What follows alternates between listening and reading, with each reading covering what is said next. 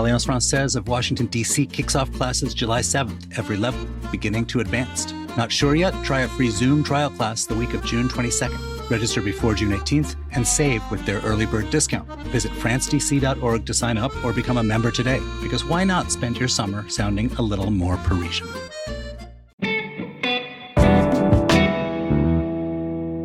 Today on CityCast DC, today is the first DC election under ranked choice voting. And anyone who thought instant runoff meant immediate results is in for a nasty surprise. The city says it may take 10 days before they announce results. I'm talking with Lisa Rice, one of the people behind the referendum that okayed RCV a few years ago. We talked about what to expect at the polls, when we might know a winner, and whether I'm right to feel a little irritated about the potential delays.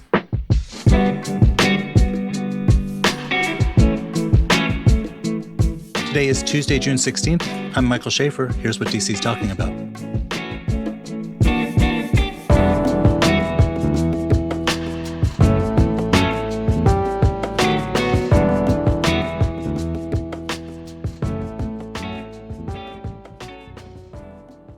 Lisa Rice, welcome. Thank you. So it is primary election day today, and one of the big questions on everyone's mind is, when are we going to have results? You are one of the people who spearheaded DC's conversion to ranked choice voting. What are your expectations? My expectations, based on what I've learned from the Board of Elections, is that we will see first choice results only on Election Day, and then in 5 days, on Sunday the 21st, we will see ranked choice tally results based on all the ballots have come in by that time, which should be the vast majority. So we should have some pretty good results to see on the 21st. I know you guys have put a lot of work into trying to educate people on ranked choice voting because it is new and people are unfamiliar. What's that been like? Yes, it's been a lot of fun. We've been at it for more than a year. You name it, street festivals, after church groups, senior centers, all over the place. We just had a Rank the Block festival with go-go bands. When folks understand and realize, I rank things every day, and then we show them what a mock ballot will look like.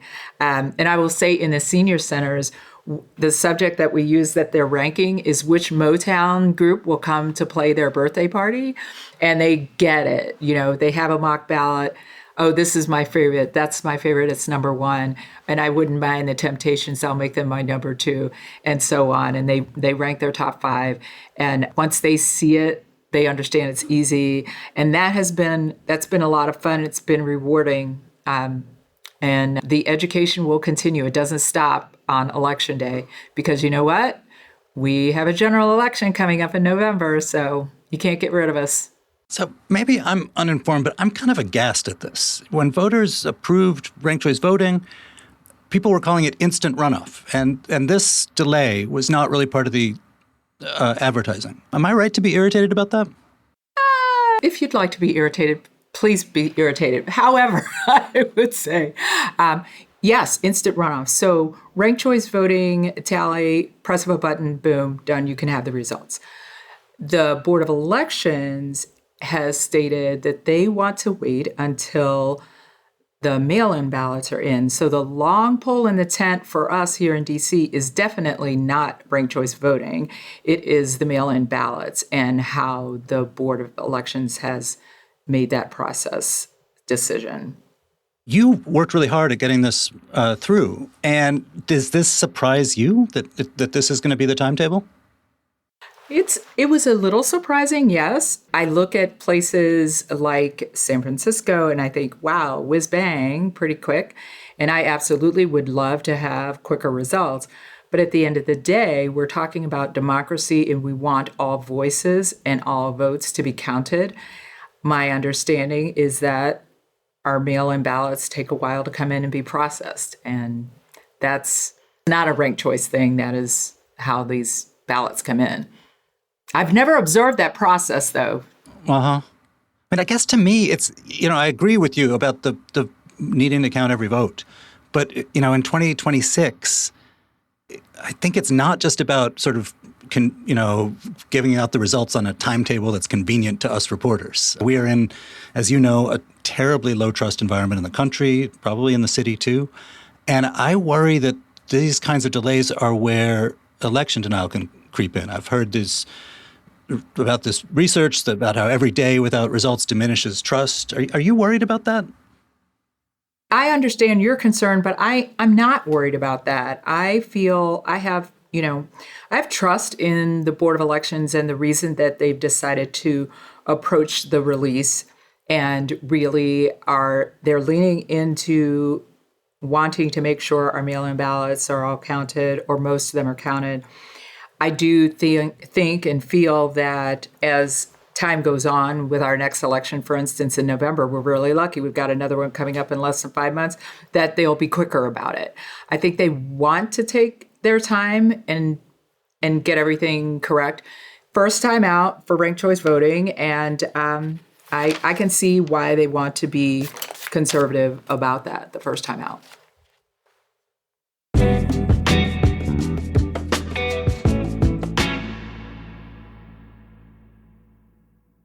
Night at the Museum is real this weekend at the Smithsonian's National Museum of the American Indian. From Friday, June 19th through Sunday the 21st, the museum is staying open late with free extended evening hours Friday and Sunday.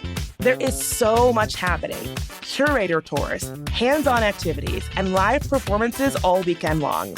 Friday night, Grammy-nominated Hawaiian artist Amy Hanaiali'i takes the stage. Saturday, DJ Shub brings his award-winning Powwow Step dance party. And Sunday, the museum's own executive chef demonstrates traditional indigenous recipes using corn.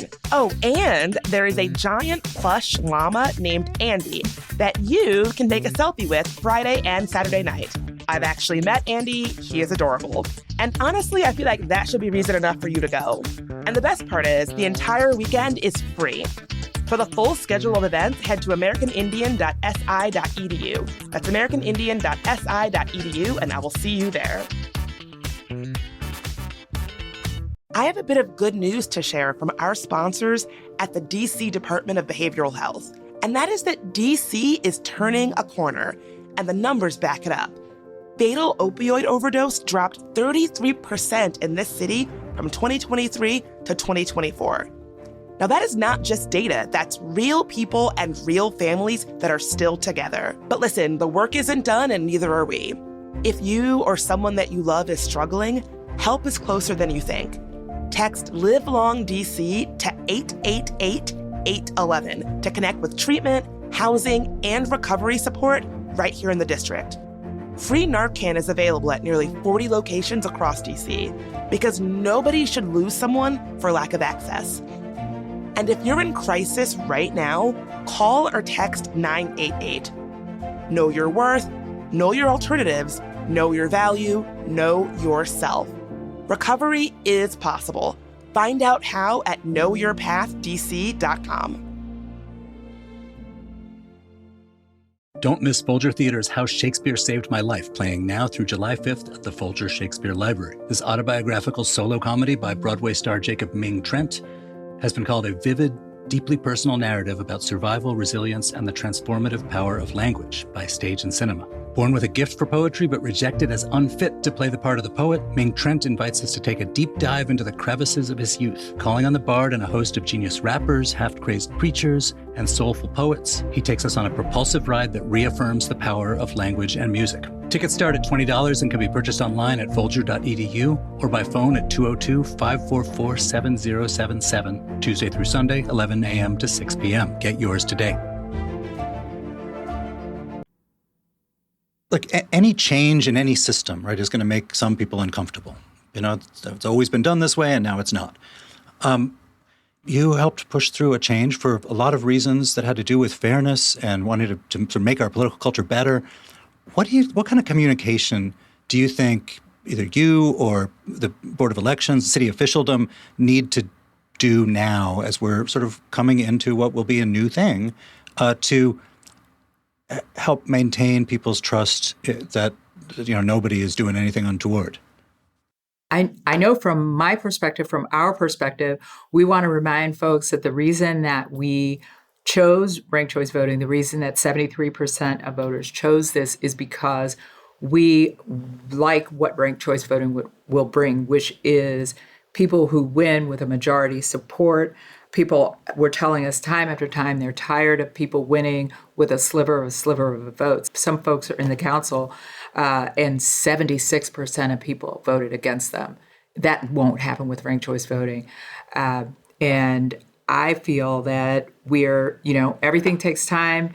I feel that I hope that this will be the election in which our results take the longest to come out. And as I said, when we get to November, my hope is that it'll be quicker. There was a New York Times editorial in the wake of what's been going on in California, where they don't have ranked choice voting, but they have a very long wait on the LA mayoral results and on the gubernatorial primary results. And in this wait, it was like they opened up a little crack in the tent, and in came the president, in came a bunch of sort of right-wing social media suggesting that there was cheating going on, suggesting that there was people monkeying around with ballots or whatever. And even if we know that they're full of nonsense, it is corrosive. The Times argued that we have to change the mail-in system, that we should expect that mail-in ballots arrive by Election Day, not just that they be postmarked by Election Day. How do you feel about that? I feel that's a change that would be very difficult to manage. Folks, take their ballots in, especially those who are actually using the post office to mail them, a little difficult. But what I think we ought to focus on here in D.C., and we are used to being a petri dish, and we are used to things coming at us from this administration, and I think we need to focus on what we want, drive our policy, and we can't worry about what the administration or Republicans are doing in other places. And we need to have confidence that our results are accurate. And so I think that, we've weathered the storm with other concerns, and I think we will do it here. I have confidence in the Board of Elections. So this, what I basically laid out was like, we can either have ranked choice voting or we can have a system that is sort of maximally flexible about people voting at the last minute by mail. Do you think that's a false choice? I think those are two completely different things. Ranked choice voting is about delivering someone into office with majority support, and those results can be instantaneous. If you have the ballots instantaneously. If you have the ballots in. Even though I did go to business school and studied operations management, I am not an expert on faster ways the post office can get things in. Although I do know that most pieces of mail only take 1 to 2 days to deliver within the city. But I'm not sure what that means about what happens from post office before and after. So let's not get me into something that I am not an expert on. Understood. I guess what I worry about as a D.C. resident and D.C. native is it's a week after Election Day and we don't have a winner yet. And Stephen Miller is saying, look at these people, they can't even count votes, they don't deserve home rule, that sort of thing. What do you think is the appropriate messaging back to that? I think the appropriate messaging back to that is we are counting the votes, we're counting the ballots, and we will not release results until we are certain of those. I do believe and I didn't know you were a native, so hey, fellow native, I think we need to talk about the pluses that we get from this system, and remind what people hear internally and say to those externally, remind them what the benefits are of this system: majority winner, representative outcome.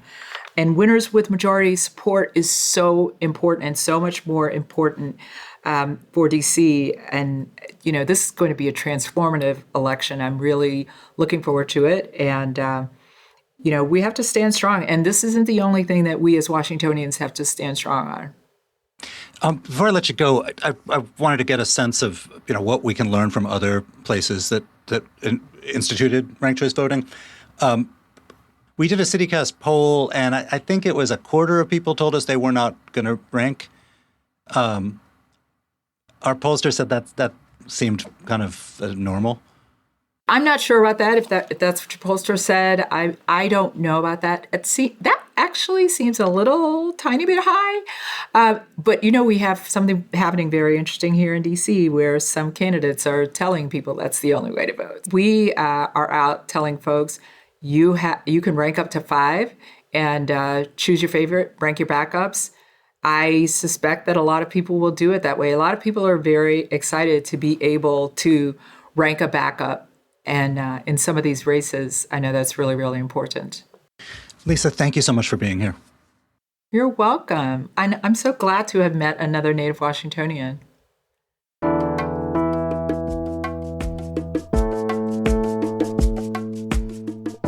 And that's all for today here on CityCast DC. Listen, if you haven't done so, go out and vote.